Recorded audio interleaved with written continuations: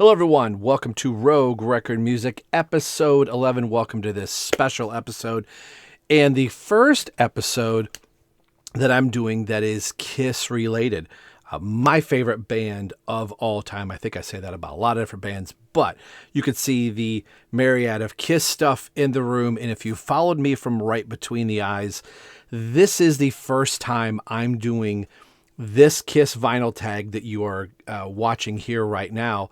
That is not on Right Between the Eyes podcast. I've talked about it previously, and Right Between the Eyes is kind of on a weird hiatus at the moment. I would like to think that the show would be coming back, but myself and the Carusos have just been really busy, and our lives are just kind of diverging and not aligning back up. So I've kind of been holding off doing Kiss stuff on this channel, Rogue Record Music, thinking like, well, I'll have Right Between the Eyes to do some of that content on.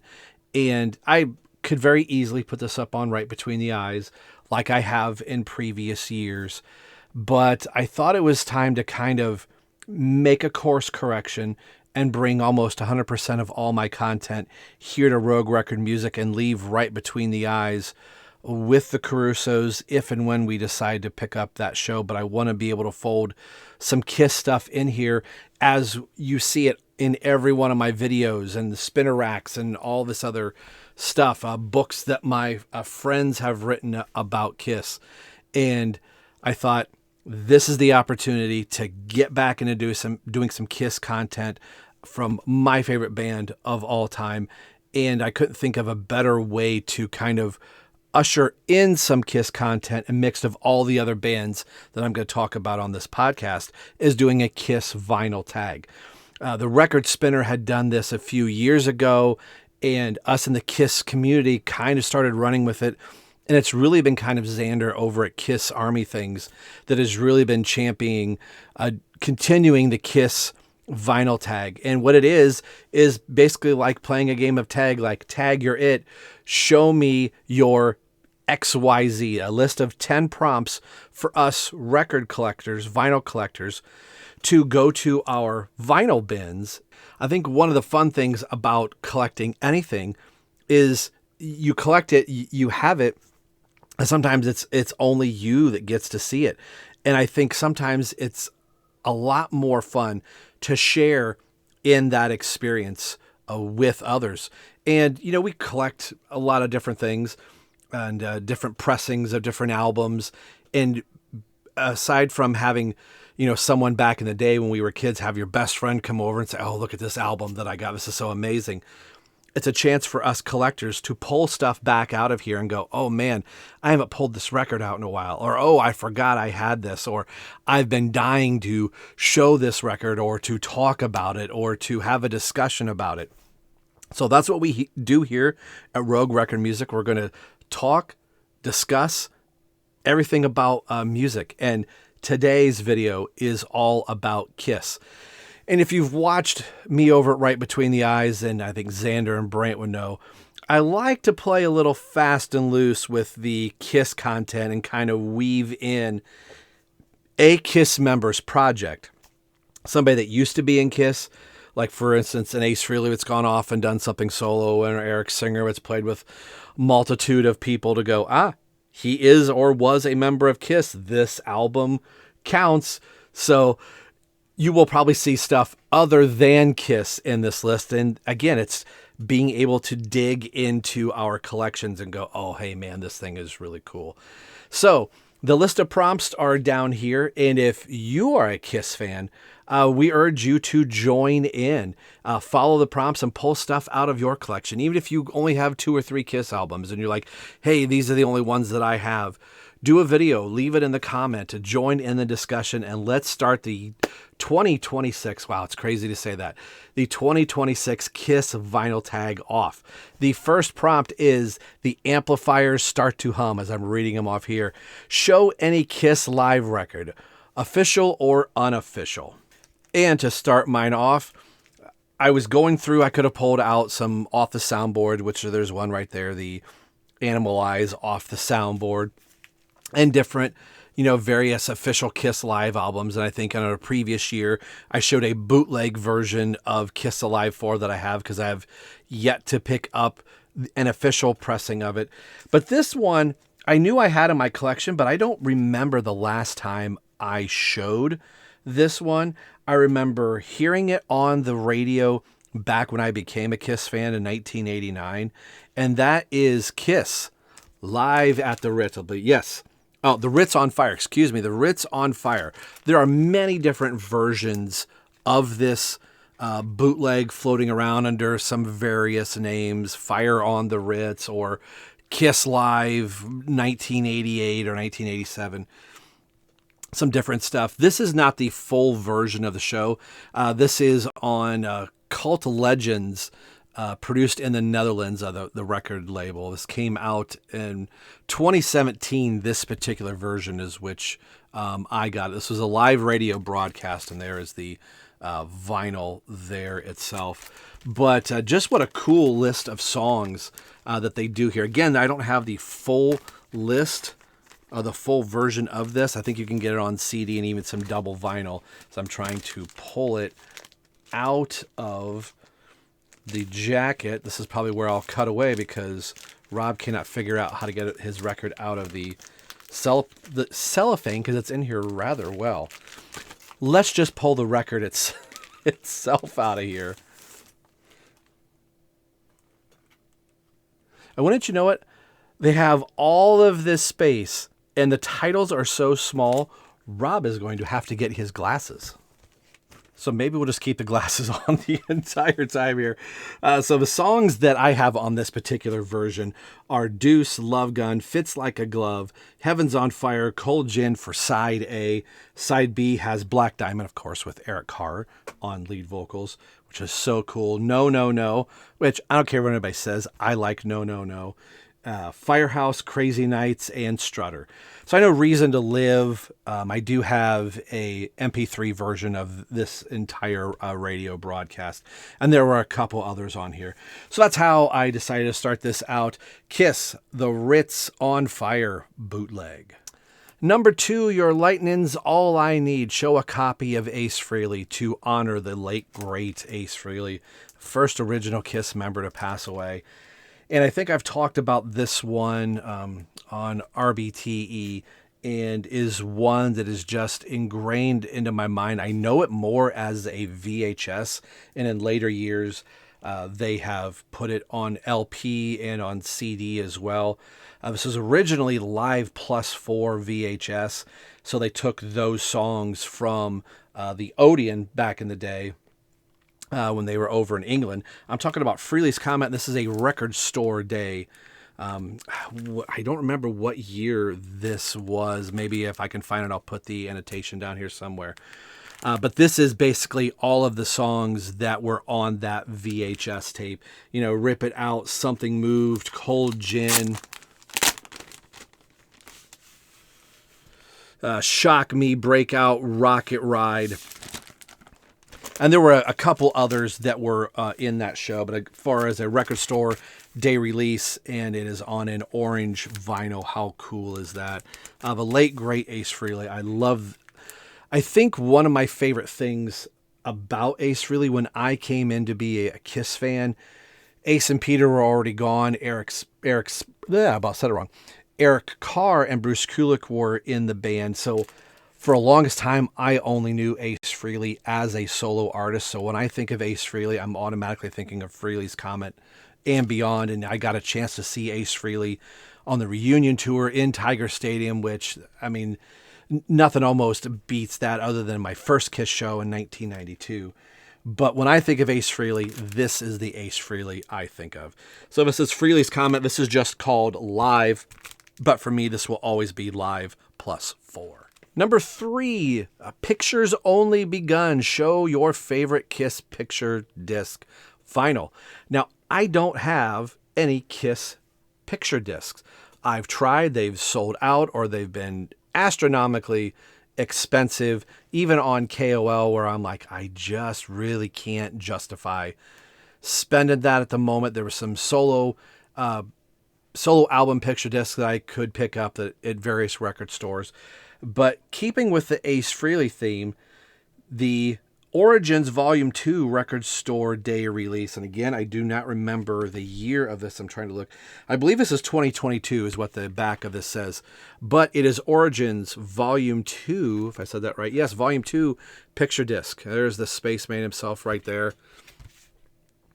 And I'm always about opening all your vinyl up and getting them bagged and boarded properly and getting them out of the static jacket. I just haven't done it with this one. And for no other reason than sheer laziness, I haven't done it. And I always peel off the sticker and put it on the new bag so I can maintain the hype sticker. And I take the vinyl out, as you see, and I place it back behind here to reduce the static wear and tear. When I see people put things back in the paper sleeves, I'm like, that's just creating dust and particles. But that's not what this is for. This is not the, hey, you're doing your record collecting tag wrong.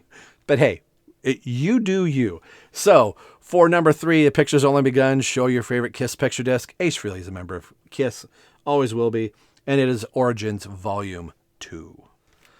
All right. Number 4, Tomorrow and Tonight. Which Kiss record do you play the most? Well, I happen to be wearing this shirt. It is Carnival of Souls. There are 3 Kiss albums on my list. It is Carnival of Souls, Revenge, Hot in the Shade. Those 3 in any given particular order, I can say that I play the most, that I listen to front and back, are my favorite.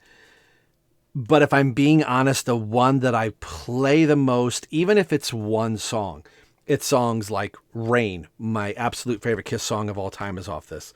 And you got Jungle, Master and Slave, Hate, Confessions, I Walk Alone, Childhood's End, if I haven't said that already. Even if I'm only playing one song, I'm like, I want to listen to a Kiss song. 9 times out of 10, I'm going to Carnival of Souls. The end of my favorite era, as much as I love Eric Carr, when I finally was learning to play drums legitimately. Unfortunately, Eric Carr had passed away. Eric Singer had come in, so he became the guy for me that I got to go see my first Kiss show, and he's the drummer of Kiss. That's why I play Pearl drums and Zildjian cymbals, is because of Eric Singer, and I was just so obsessed with the Revenge album, Alive 3, and getting, MTV Unplugged really showcases Eric and Bruce off. And then this album for me, when it was bootlegged and it was shelved during the reunion tour, and like, were we ever going to hear this album? I know this may not be every Kiss fan's cup of tea and may not typically sound like Kiss in some aspects, and we're chasing the grunge bandwagon. I just think this was the next logical step for Revenge, and it's delving right into more heavier structured riffs. I love this album. And the tour that maybe could have been. Would it have been successful? Who knows? But this is the album I go to the most. Again, any of those 3 that I mentioned, you could probably kind of say that. And one of them does make an appearance in this, and I will explain on that one. But the one that I play most, Tomorrow and Tonight, is Carnival of Souls. All right, number 5, after some shaky cam that I'm trying to fix here, so I apologize if it feels like there's an earthquake here. Number 5, Love 'Em and Leave 'Em. Which Kiss record do you play the least? Which I think for a lot of us, we really don't talk about. I should say I had to think about it, but if I'm being honest, I've talked about this on RBTE a few times when we talked about the 50th anniversary of this album. And it is the self-titled album, Kiss. Now, people could say, oh my gosh, it's got so many great songs. And what I've always said about this is the songs are so slow for the most part.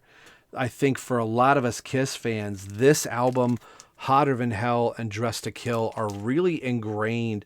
And not that I don't listen to all those albums, and I love Hotter Than Hell. I love how it sounds. And I do really like the production of Dressed to Kill. But I think most of us, songs off of this album in particular and the other 2 that I mentioned, are really ingrained because of Alive.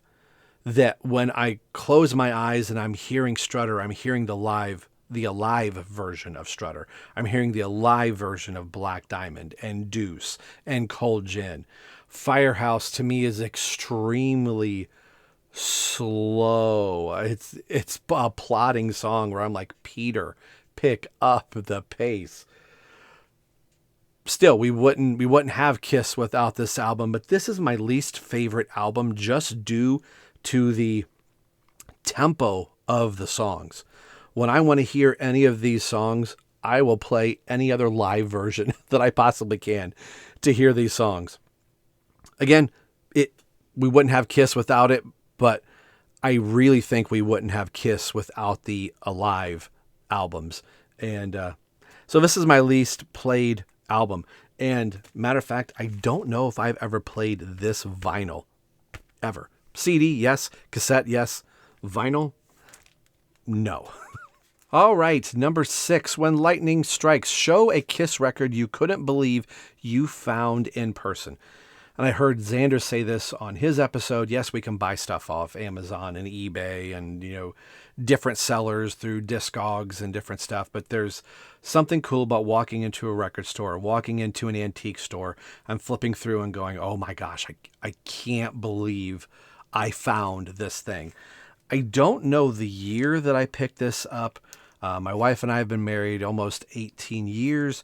So I want to say it was early in our marriage, maybe year 3, year 4, that I saw that somebody was having basically a garage sale at their house, and they had some records, and they had listed Kiss records. I said, hey, let's go out and check. And I didn't have a record player at the time, and she's like, why do you want to buy records? You don't have the ability to play anything. I said, you may never know what you might find. It was just, I think I was also collecting comic books at the same time, so I think that's kind of what actually really drew me there. But I know that they had, somebody said Kiss records, didn't know what they were going to have. And what I found was this, a first pressing of Music from the Elder, 1981, the Casablanca label with a Paul with his hand on it. And what was cool is the inner sleeve, if you can kind of see it there, is the clear polyline bag. Now, I didn't actually put it back in there so you can kind of see it move in and out from that. But the first pressings had this inner polylined sleeve and clear inner sleeve with credits an incorrect track listing. So the track listing is printed incorrectly. So you could say this is a misprint as well, as far as what is listed on the polyline sleeve as opposed to what is listed on the actual album jacket. So for me, when I became a Kiss fan in 1989, the idea that The Elder was always this mysterious album that Gene and Paul rarely talked about. When they did, they were very coy with it. Eric Carr kind of looked at it a little differently, being that it was his first album, and Ace was always like, what the heck are we doing here? So it was something, I think, in the late 80s and early 90s, becoming a Kiss fan, that this was the album to kind of see if you could find. I think they're more relative or easy to get. I think this is actually technically, I have 4 different pressings, maybe 3, I think maybe. I'd have to check. Maybe if I could turn my head. They're all like right there. So yeah, you can see the brown. So 2, I have 3. There's 1, 2, 3. Anyway, little tangent there. So this was one of those, like, to get it on vinyl, even thinking of first pressing, what, I didn't even know what that meant back in the day, but to have this is really pretty cool. Is it probably worth anything? No, probably not in the condition that it's in. And The Elder isn't a sought after album, like, oh my gosh, I have to have this, it's worth so much money. But I more reveled in the fact that I can't believe I found it, and later on realizing that I have a first pressing of it. Just it made it really kind of cool, and is a Kiss album that I go back to quite a bit. There's just something about this. And I could hear some people going, well, you like Carnival of Souls, of course you like The Elder. But I do. I think it was just in that mysterious nature. The first time I heard it, going, this isn't what I expected. And I kind of revel in albums that aren't what I expect them to be. And this is an album I just adore that is very high in, if I was going to rank all of my favorite Kiss albums, which when I review some Kiss albums, we will do that. And I'll probably port some of the right between the eyes stuff in here so I don't have to reinvent the wheel, but a topic for another day. But The Elder. Number 6, When Lightning Strikes. Show a Kiss record that you couldn't believe you found in person. Number 7, All the Way. Show the Kiss record you must listen to all the way through. And I've said it a million times talking about Kiss. You never forget your first Kiss. I became a Kiss fan in 1989. Matter of fact, it was December 2nd, 1989. Coming home from a Christmas in the Village celebration that my town had, my best friend and I came back to my house. I had recorded MTV Headbangers Ball. He had Farmer Vision, which means he didn't have cable. I did because I lived in town. And I would record Headbangers Ball or various, MTV music videos to show him, or would lend him tapes. And he's like, hey, let's go back to your house and go watch Headbangers Ball. Did you tape it the night before? Because this was Sunday, so it would be the previous week's episode that I had taped. And I think the third or fourth video came off of this album, Hot in the Shade. You never forget your first Kiss. I remember the two of us kind of being dumbfounded watching Hide Your Heart and realizing comes off Hot in the Shade. This album had just come out a few months prior. We were aware of Kiss. He had actually got Crazy Nights a year or two before that, because it had come out in 87. But we never really listened to it. He didn't listen to it more than once. But it took this album for us to become Kiss fans. And again, this is one of the albums that I listed with Carnival of Souls, Hot in the Shade, and Revenge. Any of these three at any given time could be my favorite album. But it's really hard to not say this isn't my favorite because it was the first Kiss album back in 89 when you just didn't have Spotify at your hands, or, Apple Music or whatever, or YouTube, to just randomly just go listen to an album. Someone right now could go, I want to go listen to Hot in the Shade and listen to a couple albums, and then go listen to Van Halen, then go listen to Motley Crue or Taylor Swift or whatever it is. I bought this album that following Monday. Ben and I went to a local record store, picked up the album, and it was the only Kiss album that I had for a couple weeks because I hadn't mowed enough yards, or the snow hadn't melted. I hadn't helped my grandfather to get, a couple extra bucks to go buy another album. When this was the only thing I had, I played it over and over and over again and ingrained this. So anytime, it doesn't matter if I'm scrolling through iTunes and I hit Read My Body, I'm going to start with Read My Body. I'm going to go the rest of the way down through and then back up to the top to Rise to It to get back through it. This album for me is a must play. Doesn't matter what track I start at, I'm going to play every single one. So number 7, All the Way. Listen to Hot in the Shade all the way. Oh, it's overbloated. It's got 15 songs. Back in 1989, that was a blessing to have a cassette or CD with 15 songs. Are you kidding me? I wouldn't have wanted, Lick It Up that only has 9 songs, or Animalize that has 9 songs. Give me more. All the Way, Hot in the Shade. All right, number 8. Xander, you already know what I'm going to show. I show this every time money comes up because it is the most expensive album in my collection. I think I might have another one or two that could be close, and they're not Kiss related, but close still being it's a couple $100 away from what the price of this one is. It goes without saying, I bought this off of KOL a year after this album came out. They decided, hey, we're going to put this album out. We're going to put it out in 5 colors. The primary colors for each of the Kiss members: purple, red, green, blue, and then a black pressing of the album. I am talking about Sonic Boom. I have the purple version. Purple was one of my favorite colors at the time, so that's why I got it. Now I probably would have gotten the red because red is now my favorite color. It's been for a long time. You don't need to know about Rob's favorite colors. So this was released in 2010. So it's custom label from, Kiss Online, a gatefold, poster, inner sleeve, lyric. I could pull all that out to prove this is. I'm actually missing the hype sticker. I threw that away way back when, in 2010, before I really started collecting vinyl, when I only had a smattering of Kiss vinyl and, the Elder, and I had a Lick It Up and a couple others. This, I'm trying to remember what I paid, and it may have been $30-$40. The last time I checked, one of these sold on Discogs for close to $650. The highest is $780. Don't quote me on that. It was in the high sevens, close to $800. The fact that this has not been repressed, reissued, and now that the rights are back with technically now Pop House could, when a proper anniversary for this came out, was it the 15th anniversary?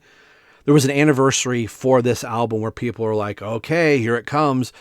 People have been, dying to try and get a copy of this. And I'm really shocked that Kiss, Pop House, whoever, Pop House, let's be honest, Universal, has not sought after to try and repress this, regardless of what you think of the album. I love the album. Front to back, again, my boy Eric Singer on drums. The fact in 2009 when Sonic Boom came out, it had been years since Psycho Circus, since '89, that we never thought we were going to get another Kiss album. And we got another one after this, being Monster. So I look at those two releases very fondly. And the fact that I was shocked to find out that I have almost an $800 record. Now, again, that's what somebody is willing to pay for it. Somebody could say, I'm not going to give you more than $30, the price you paid for it off of KOL. But I think it's kind of cool to know that if you see this, you're going to pay through the nose for it just a little bit. Number 8, Sonic Boom. Number 9, we're getting towards the end, and on our countdown, I always do the 9. Everybody does a 10. So 9 is kind of end it here. There is one more prompt, a bonus prompt for 10. All hell's breaking loose. Impress us. Show us a rare, or a vintage, or a misprint, or a bootleg, etc. Just a prompt to show something cool.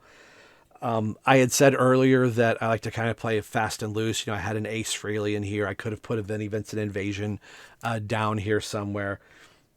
This one, I think the rarity is there are a few of these. They're limited to 500 copies. 500 copies. They did 500 in green and then 500 in clear. I have the clear one and the green one. And I am trying to see.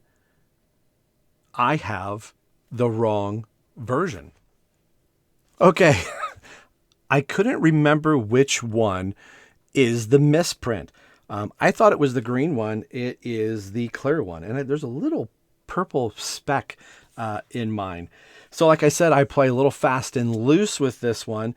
There are 2 members. At the time, they were 2 former members of Kiss. But now one is an official member and one hasn't been in Kiss since before the reunion tour. I'm talking about Eric Singer and Bruce Kulick, along with the late great Carl Cochran and the fantastic John Corabi for Eric Singer's ESP project.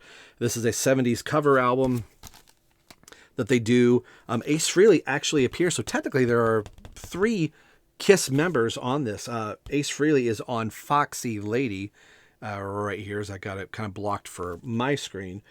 And they do Going Blind as a Kiss song. So that's really kind of cool to hear Eric and Bruce, again, kind of revisit Going Blind, not that long after the MTV Unplugged.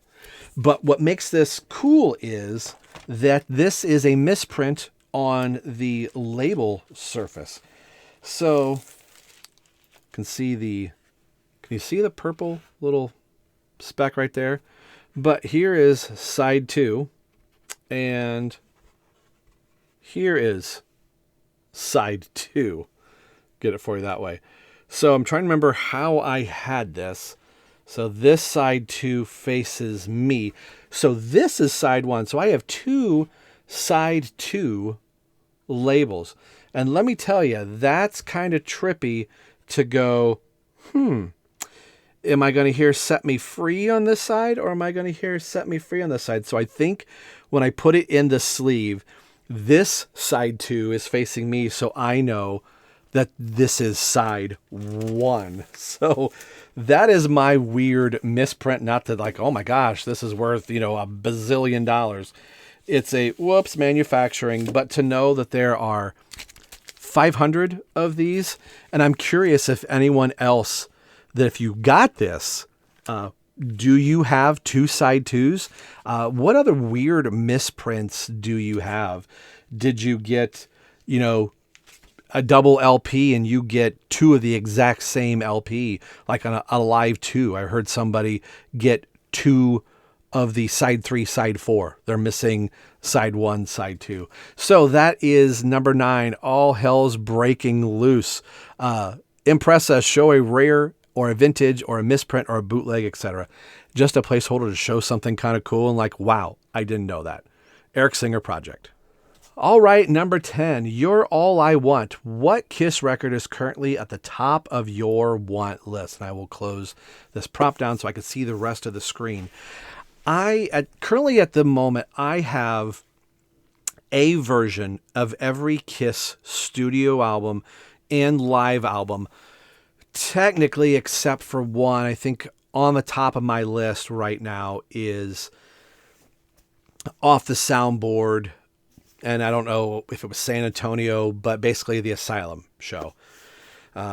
Towards the last few years, getting into the pop house era of Kiss, and even kind of before that, KOL started bundling all of their vinyl. If you want the vinyl, you got to get the T-shirt that maybe you really don't want, or the T-shirt and the CD and all the sweatshirt and all these different things. And I kind of put my foot down, and I was like, I don't want to spend the extra money. The record is $85, and that's a chunk of money. But to go, okay, I've got it, but now it's $95, or the record could be $75, but you're charging $85 just to throw a T-shirt in on the top of it. And I was glad that CD Japan did a version, and I've got it. It's probably right over here. You can just barely see it right there. So there it is. I've got it on CD. And that was enough for me to go, okay, I have it on CD. It's fine. I don't have to try and get it on vinyl. And I looked not that long ago, and as I'm trying to get my camera to focus here. There we go. That I believe it is now out of print. So that is one. Talking about like Sonic Boom, it's going to go up in value because they only did X number of it. So it kind of started leaving a bad taste in my mouth a little bit, to be perfectly honest, buying from Kiss Online. I think everybody was hoping that it was going to hit retail. Like, okay, fine, I'm not going to get the multicolored version of the album like I had with all the other Off the Soundboards. Like that one's a yellow, and I've got a green and a bone version and a red and all these cool colors. So to not have that Off the Soundboard is really kind of, especially it's in my favorite era of Kiss, the Eric Carr, Bruce Kulick, Eric Singer, eventually era of Kiss. But when I first became a Kiss fan, it was, Bruce and Eric in the band. So to not have that that Asylum show is really, really kind of sucks. But it also kind of steered me with the way that I was collecting to go, okay, you have all of the studio albums. You have all the official albums. Maybe somewhere I'll come across it. I've seen some on, eBay. If I really want to go down that rabbit hole, I will. I do have a version of it on CD, so I can say I have every Kiss album on CD, so I've managed to keep that. But as far as having a hole in my collection, I don't have the newest Kiss album on vinyl. But that set me on a different path to collect other bands, which is what this channel is all about. Yes, I'm a huge Kiss fan. Yes, they are my favorite band of all time. But I would love to do some prompts from all of the other bands that I listen to and really pull out, some cool stuff. There's a Poison album right here, and I've got right off the side a Barry Manilow album over here. But Manilow? If you're a Kiss fan, you'll get that reference. So that is going to end this right now. Xander, thanks for continuing to do the Kiss vinyl tag and keep that going from the record spinner. It's a blast to be part of it again. Thanks for shouting out and tagging me and say, hey, Rob, tag. Still do this. And I'd be more than happy to do it. So what is your tags? What is your Kiss albums that you're going to pull out to meet some of the criterias that you heard, or just say, hey, here's the only Kiss album I have, but it's a cool one. I bought it, and what's the story behind it? So that's what we like to do here at Rogue Record Music. What is the story, and what are the thoughts and feelings you have about that album, that cassette, that CD, that vinyl, whatever it is? Come into Rogue Record Music, and we'll sit down and we'll talk about it. Until the next episode, I'm your host, Rob, and we'll see you on the next time. Take care. Bye.